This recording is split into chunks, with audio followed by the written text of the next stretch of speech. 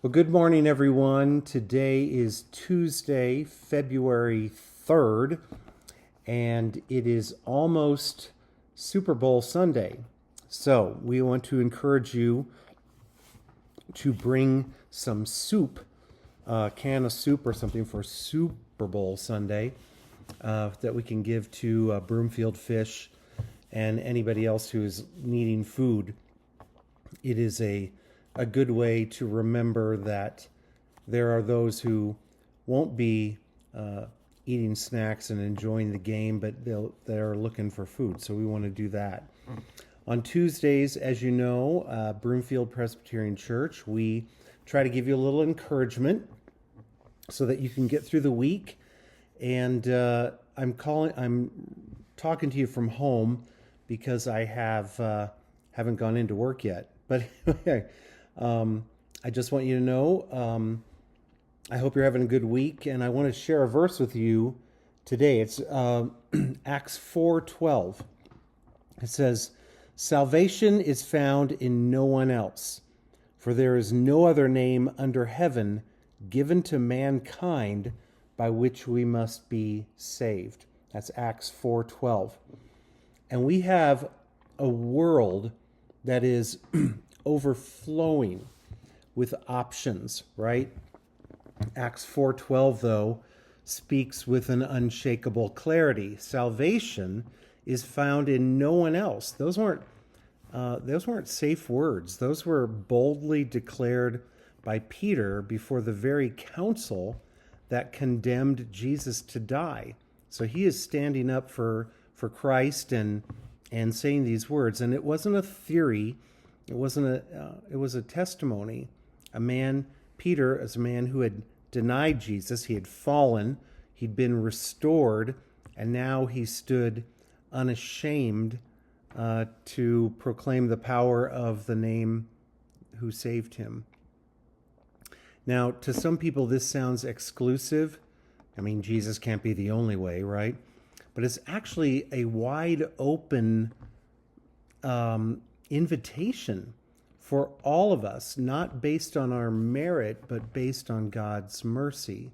And it's not based on striving to do good. It's not based on our goodness. It's based on Christ's finished work. Jesus is not one path among many, as some people tell you. He's the way and the truth and the life, and the name that silences shame and breaks the chains and makes us new. So in him, we don't just receive a second chance, right? We're given a new identity and a new heart. And I want to encourage you to rest in this beautiful truth that you don't have to keep searching, right? You already have the name that's saved, and the name is Jesus.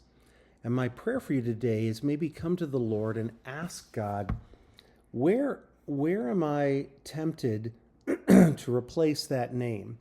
Where am I tempted to put my trust apart from Jesus? How does knowing his name bring enough rest to my soul?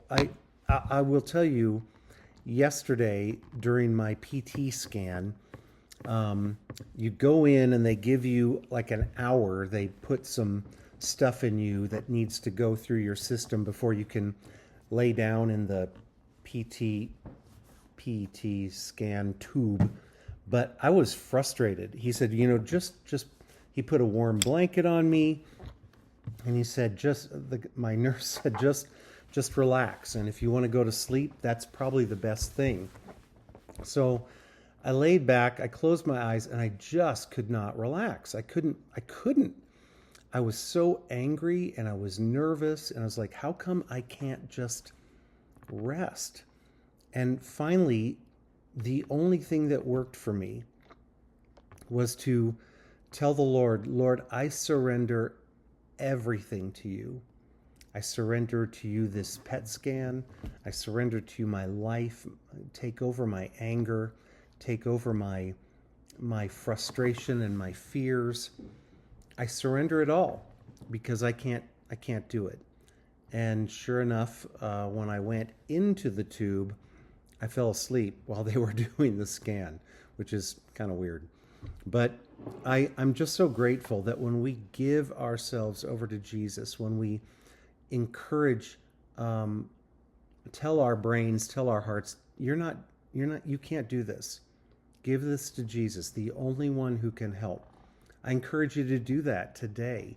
If there's something that's just frustrating you, and it doesn't have to be chemo or a PET scan, it can be, gosh, my neighbor is bugging the heck out of me, or I can't get this job done, or I don't know what's wrong with one of my kids, or something like that. Surrender it. Give it all to Jesus, because his name is the only name that's going to do anything for you. I love you guys. I hope you have a great week, and I'll talk to you soon.